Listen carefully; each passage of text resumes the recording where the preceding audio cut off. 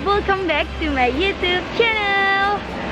Nah guys, hari ini aku bakalan ngajak kalian untuk jalan-jalan ke suatu tempat yang seru banget. Ini salah satu tempat destinasi wisata di Kota Ambon. Jaraknya itu 5 km dari pusat kota dan memakan waktu 10 menit. Tempatnya ini asri banget teman-teman, dan ini low budget banget, tapi pulang-pulang dapat banyak informasi baru. Ada yang udah tahu ini di mana? Ya, bener banget. Usumai di Lumetau Moiloku. Nah guys, ini kalian jangan lupa untuk tetap pakai masker ya guys. Cuci tangan, bawa hand sanitizer, dan juga jaga jarak. Oke, let's go.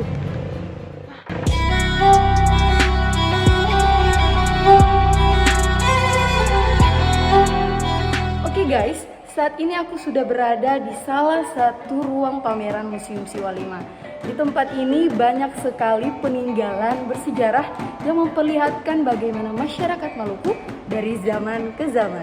Bicara soal peradaban tentunya tidak lepas dari bagaimana manusia berkomunikasi.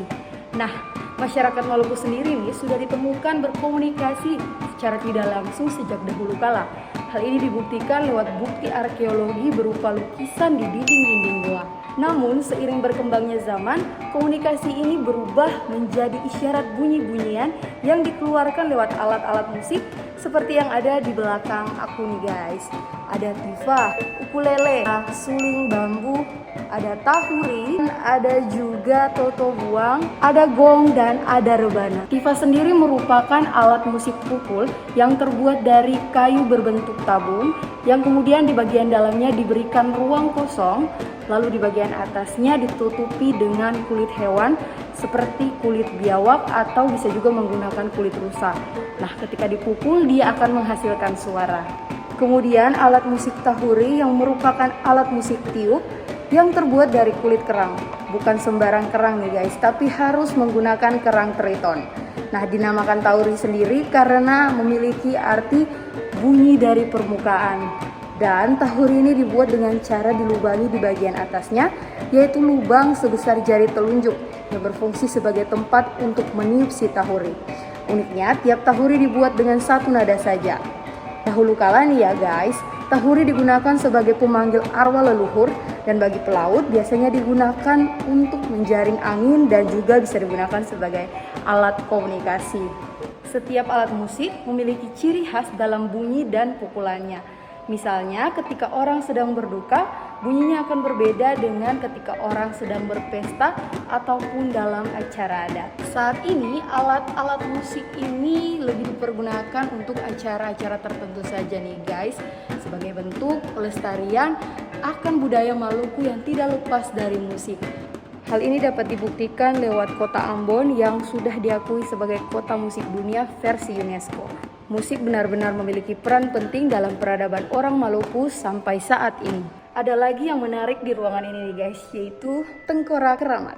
Dahulu kala masyarakat Maluku masih mempercayai hal-hal mistis nih guys. Salah satunya yaitu dengan menyembah tengkorak milik leluhur yang ada di belakang aku ini. Selain tengkorak, mereka juga dulu memuja patung-patung yang mereka buat. Nah, hal ini disebabkan karena dahulu mereka tinggal di alam bebas dan merasa selalu dipantau atau selalu diawasi. Untuk mencari jalan mengetahui rahasia atau kebenaran tentang hal tersebut, mereka akhirnya membuat patung-patung untuk disembah.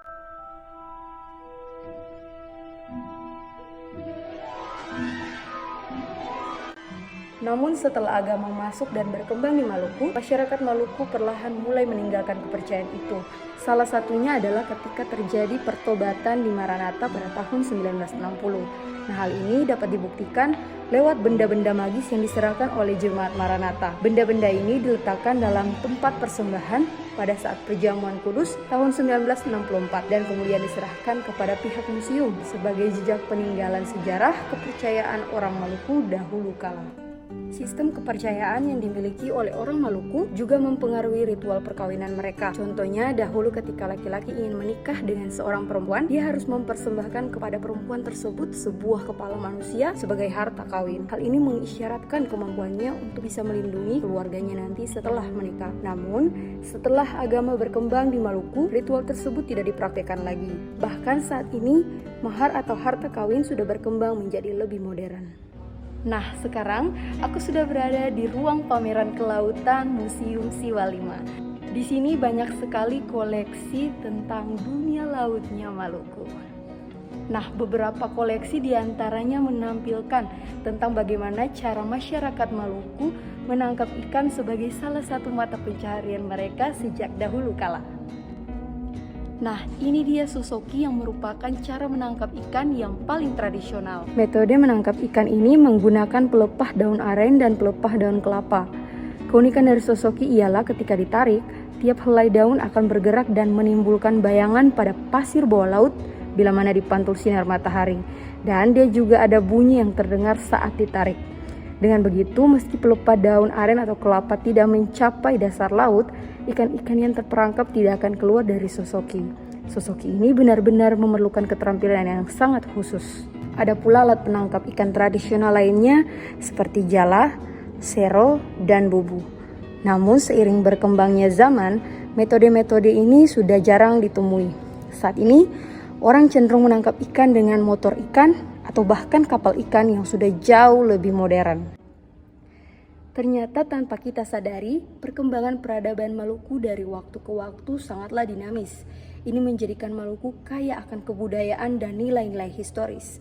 Namun, identitas Maluku semakin hari semakin memudar karena generasi muda yang mulai lupa dan terbuai oleh zaman yang serba modern. Ibarat rempah-rempah yang terdiri dari beragam jenis, begitu pula dengan sejarah peradaban Maluku yang merupakan sejarah perjumpaan dan perpaduan beragam bangsa, suku, ras, dan agama. Museum Siwa 5 hadir sebagai cermin peradaban orang Maluku yang merefleksikan kembali tentang betapa penting sejarah dan kultur yang dimiliki. Akan disayangkan bila hilang dari ingatan dan terkikis oleh zaman. Sebab adalah kewajiban kita semua orang basudara untuk menjaga dan melestarikannya sebagai bentuk dedikasi terhadap tanah tanpa putus pusar. Jangan lupa untuk kunjungi Museum Siwa 5 di Taman Makmur Ambon. Museum di hati beta.